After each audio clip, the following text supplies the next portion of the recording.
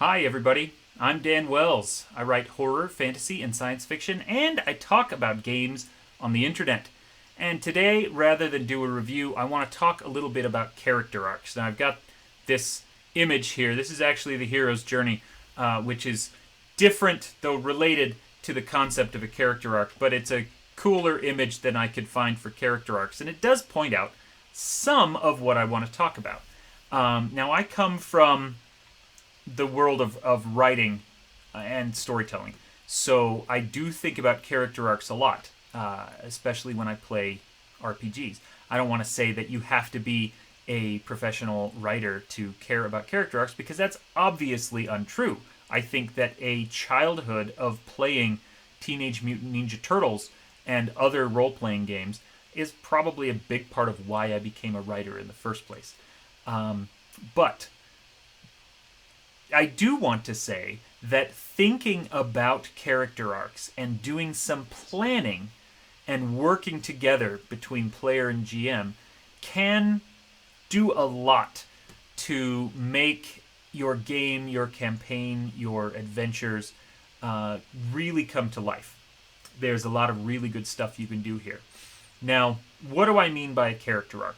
In essence, and you can see here on this chart, a character arc is a character starts in one place and grows and changes and becomes different by the end of the story, right? And you can see this in all media everywhere. The very basic version is called the hero's journey, where, they leave their place of comfort. They are forced to interact with other things and other ideas, and then in response to those, as a way of overcoming those challenges, they have to grow and change as a person. And that makes them stronger, better, whatever at the end. You see down here, right above my finger there, is the word transformation. And in the classical, Greek origins of the hero's journey arc, that is called apotheosis. Apotheosis is a word that means becoming a god or becoming like a god. And that doesn't necessarily mean that the character becomes divine, but it does mean that they gain the power of choice and that they gain the power of altering the world to better suit them and to better meet their needs. And that sounds like a divine power, but in a lot of ways, it's just having confidence or, ability to make your own choices and to carry those choices out.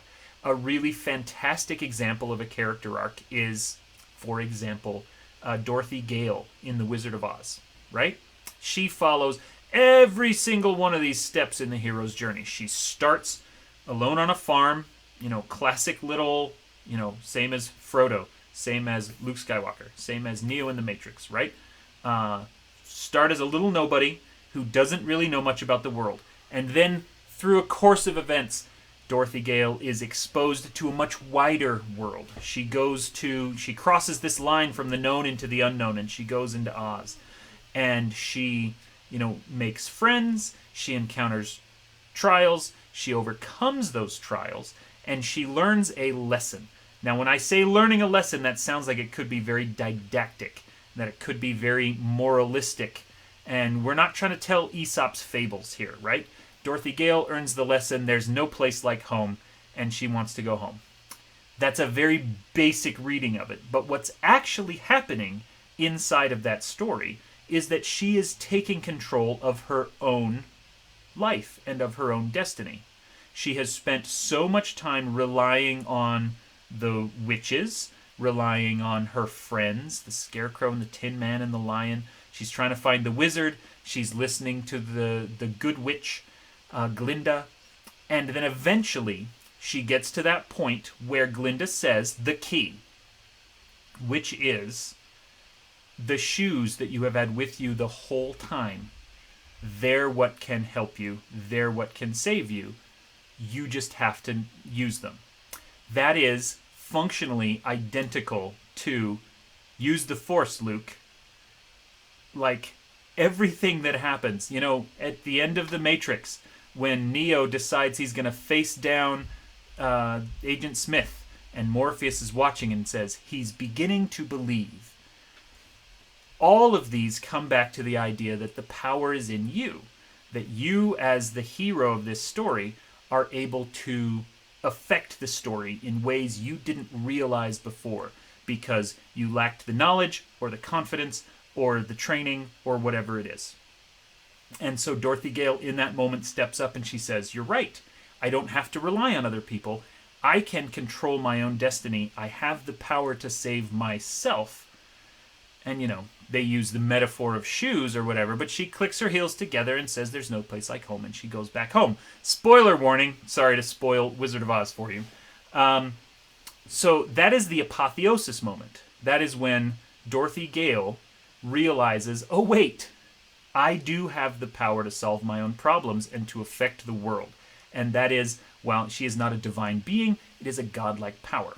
Right? So, what does that mean for role-playing games? I am not in the least suggesting that you need to have your characters learn a moral or be, pedantic in that way. But what I am suggesting is that the characters do have an opportunity to grow. And some of that is built into the game. The mechanical progression of your power can change over time. If you're playing something like D&D or Pathfinder, then you're going to be gaining levels, and each level is going to give you extra spells or an extra attack or access to better abilities or whatever it is, right? And that is an aspect of growth. But there's a lot of emotional growth and emotional change that can happen as well. And so, one kind of blunt force example for this, which is, something like racial attitudes. And you can see this in The Lord of the Rings. Gimli and Legolas don't have really strong character arcs, but they do have obvious character arcs. When I say strong, I mean they're not very interesting and they're not very complex, but each one starts out hating the other. Dwarves hate elves and elves hate dwarves. And there are these racist attitudes that are baked into their cultures, and so they are kind of sniping at each other throughout the entire series. And then you get the moment which the movies encapsulated into, a single 3-sentence conversation that has so simple and so evocative, it has become a meme, and you can see this all over the internet, which is, I never thought I'd be, standing side by side with an elf. And Legolas says, how about side by side with a friend? And Gimli says, I could do that. That's a character arc right there. And so that's the kind of thing you could bring into your game as a player and say, well, I do want to start, and you have to be super careful. Oh my goodness, do you have to be careful if you're going to do racism as your character arc. Because yes, overcoming those racist attitudes like Gimli and Legolas did, that's a good and wonderful thing.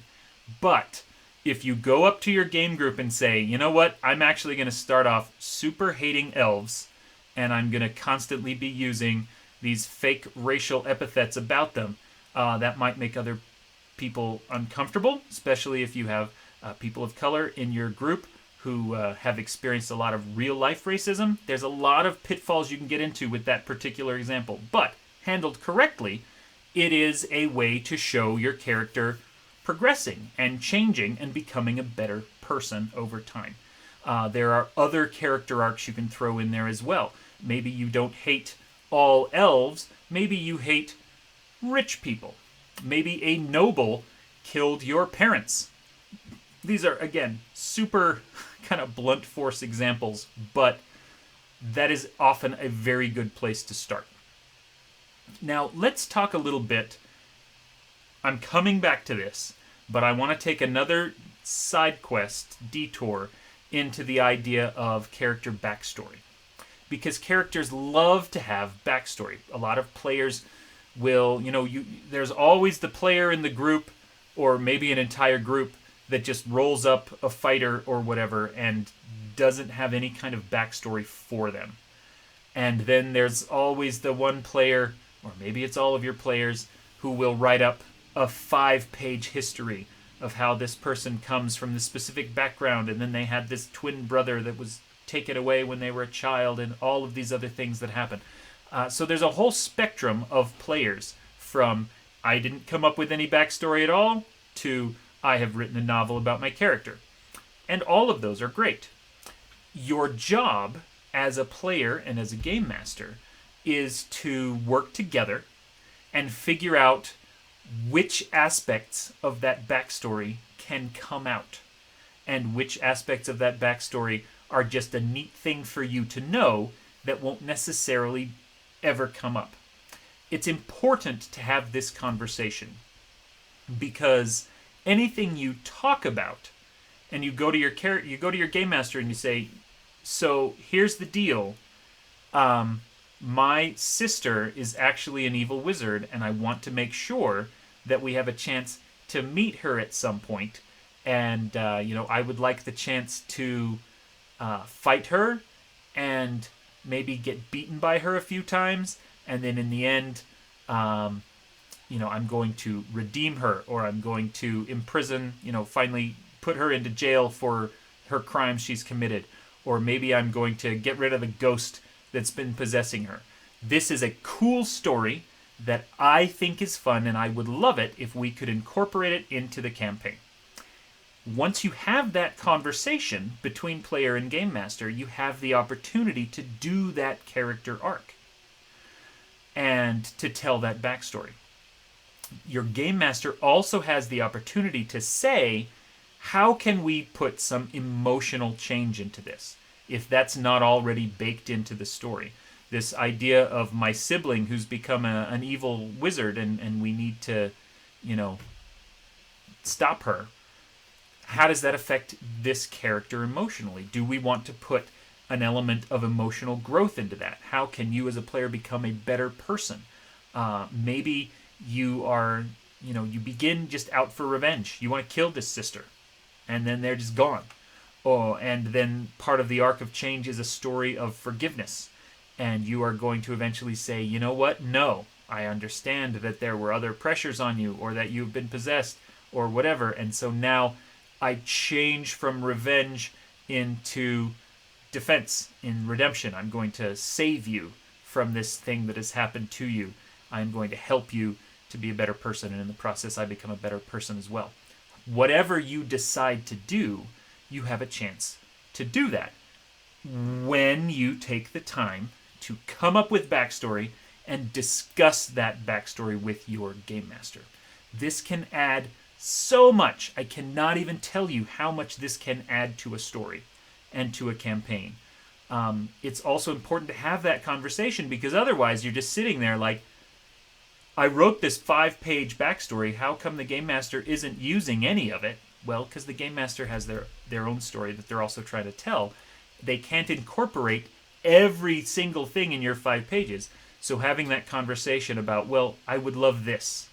How about we do this little thing, just in the first few levels of my character's existence, where I learn this lesson. I'm going to become less reckless. I need to learn how to control my temper. And then you do that, and you kind of complete that chapter in the character's life, and you say, hey, this was great. My character's changed a lot. There's a lot of really fun role-playing that happened. Now I would like to tell another story about my character. I've got the temper under control. I'm no longer solving every single problem with violence. Now what can we do next? And that's a chance to talk maybe with the other players, maybe with the game master. I do this with a lot of my player groups. Not every group needs it or wants it, but most, I think, benefit from it. And so I do this with a lot of the groups and just sit down with them every little bit during session 0 when we start characters, but also during the campaign, and say, okay, where would you like your character to go next? Is there a particular thing that you'd like to be able to do? Is there a part of your backstory we haven't addressed yet that we can bring into this? Where should we go next? Part and parcel with backstory is the idea of Frontstory. And I saw this term actually in a D&D Beyond article sometime last year, and I think that it is a brilliant idea. Frontstory is basically the freedom that you give, the flexibility that you build into your character to develop new stories and new arcs over the course of the campaign. Maybe your character has, the long-lost sibling who became an evil wizard and you've got to deal with that problem. Or maybe it's just someone that you meet over the course of the story. You have met a poor little orphan boy and you want to, rescue them and you want to protect them. And how does that change, your trajectory as a character? When you encounter other villains, how many of them are just one-shot villains, but how many of them become recurring villains because the characters gain a special attachment to them, whether that is an attraction like Batman Catwoman or just a straight up, rivalry nemesis relationship like Batman Joker. How do you want to interact with them? Can you bring those characters back? Can you develop hatred for other NPCs who are not villains but might be antagonists socially or politically? You have saved the king and his kingdom, but in the process you have learned that the duke who runs part of the kingdom is actually, a great big jerk, and he's got problems of his own. And so you are developing new stories and new attachments and relationships during the campaign instead of relying on everything having been pre-generated as backstory. Frontstory, when you focus on that, it allows you to develop these new ideas and new directions during the campaign. There is a lot of opportunity there to develop new character arcs as well. And this, one of the jokes that happens a lot with role-playing groups is that people will become attached to a monster or an NPC. And often that is because the game master couldn't think of something, and so they were desperate and they came up with a really goofy name or a really goofy voice or a really goofy attitude, and the characters immediately love it. One of my games when I was running D&D, there's a part where they need to talk to a crab. There's a giant crab on the shore. This in the D&D Essentials kit, and that crab is supposed to deliver some important story, some kind of plot hook. Hey, now that you're here at this lighthouse, here's the deal. Here's what's going on. And just because I gave that crab kind of an interesting voice pattern and personality, the players loved him.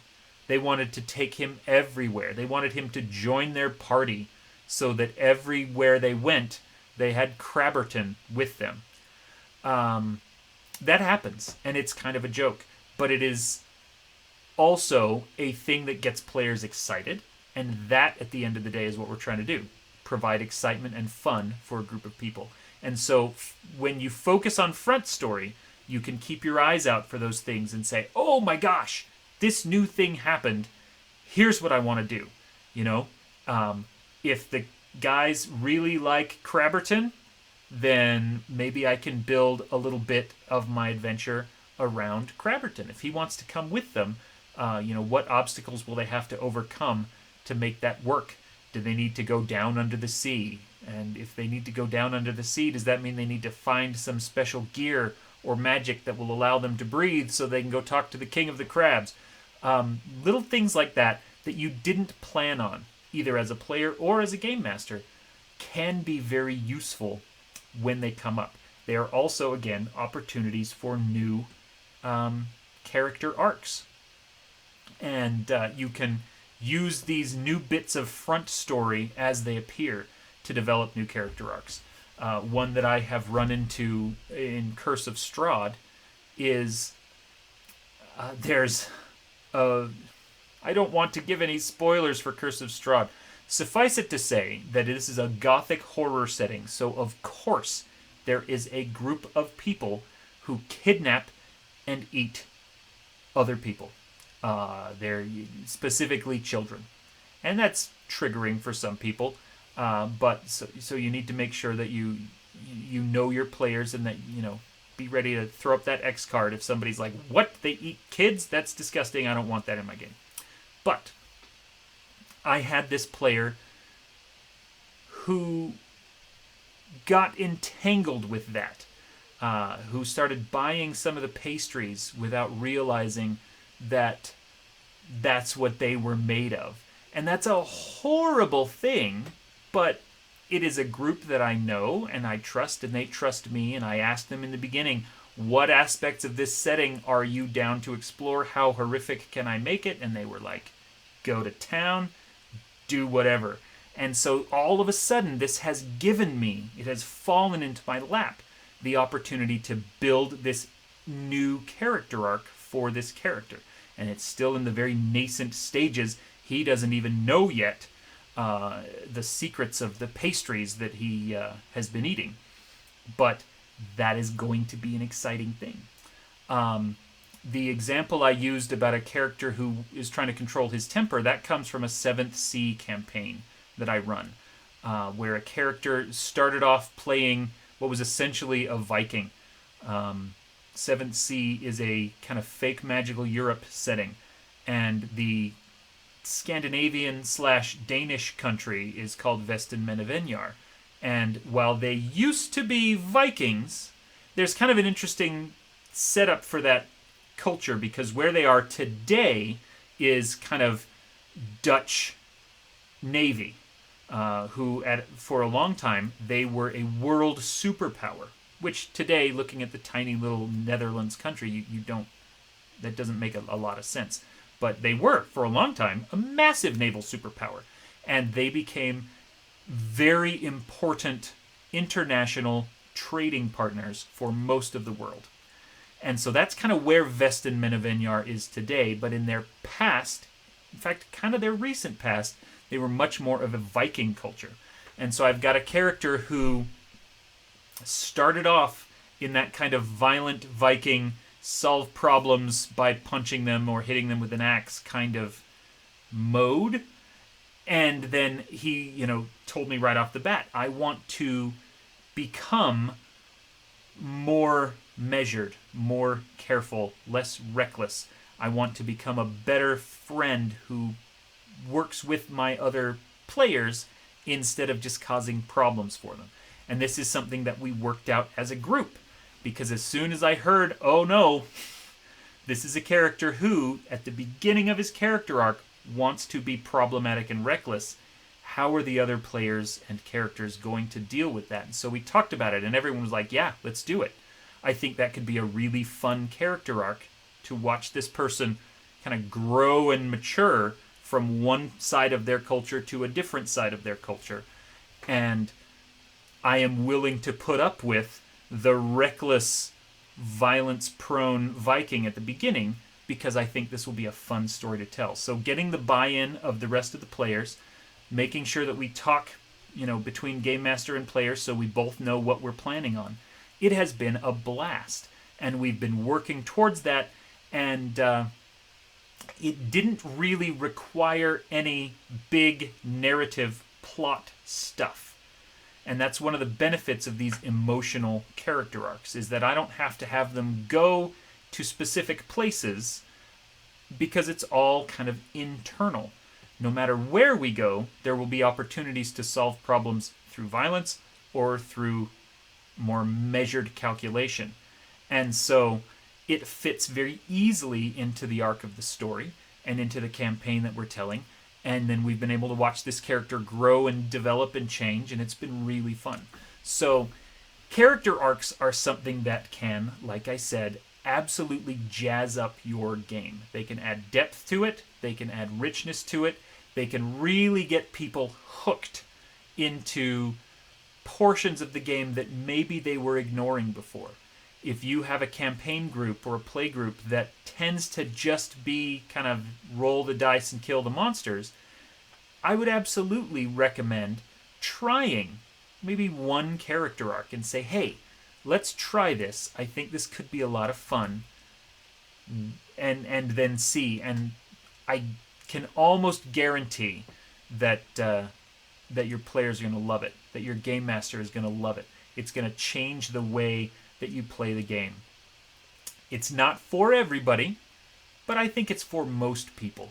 And I think that you can definitely find something to enjoy once you start really digging into the process of changing who your characters are, not just mechanically, but emotionally as well. Anyway, thank you so much for watching this episode.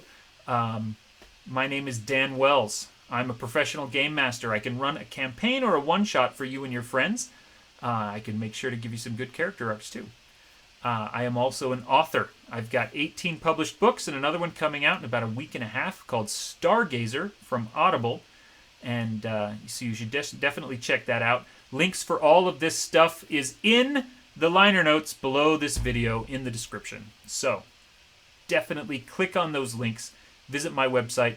I write so many different books in so many different genres. I guarantee there's something out there that you will love. Also, I love talking about stuff. I love talking about storytelling. I love talking about games. If there is an aspect of the role-playing hobby or of writing and storytelling that you would like me to dig into a little bit, please let me know. Drop a comment or send me an email or find me on Twitter and say, hey, I would love to hear you talk about X. And I will strongly consider it. Anyway, thank you so much for watching. I am Dan Wells, and you are awesome.